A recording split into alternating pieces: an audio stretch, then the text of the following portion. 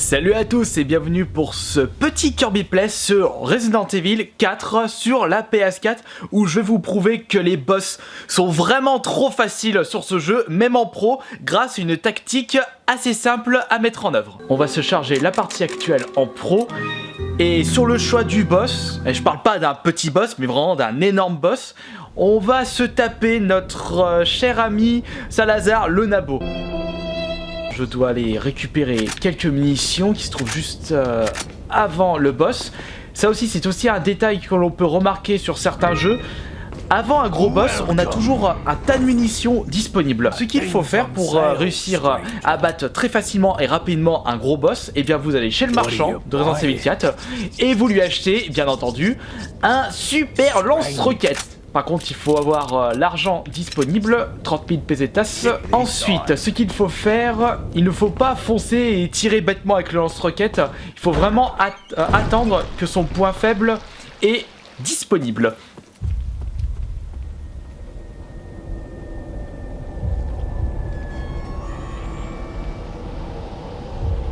Bonjour Madame la plante. Ah, you just missed her. The ritual is over.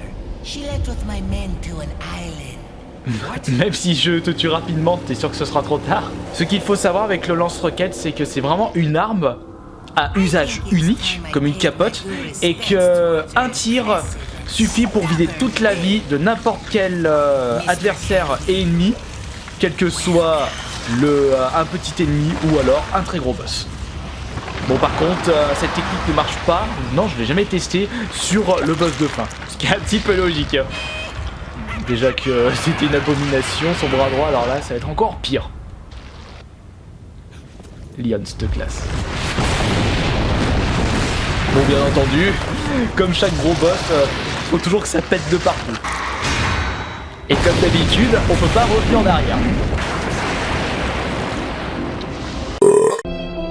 Maintenant, il faut que je tire sur son œil. Voilà. Non, pas bon, encore.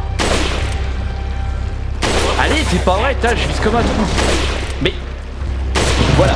Et maintenant que je vais défoncer un peu son œil, il va pouvoir se montrer. Qu'est-ce que t'es moche. Tiens, bouffe ça dans ta face. Et voilà.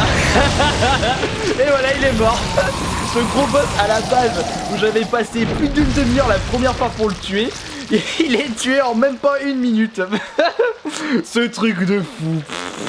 C'est un petit peu un défaut qu'on peut lui reprocher à ce Resident Evil 4, qu'avec cette technique du lance-roquette, eh ben les boss sont beaucoup trop faciles à tuer.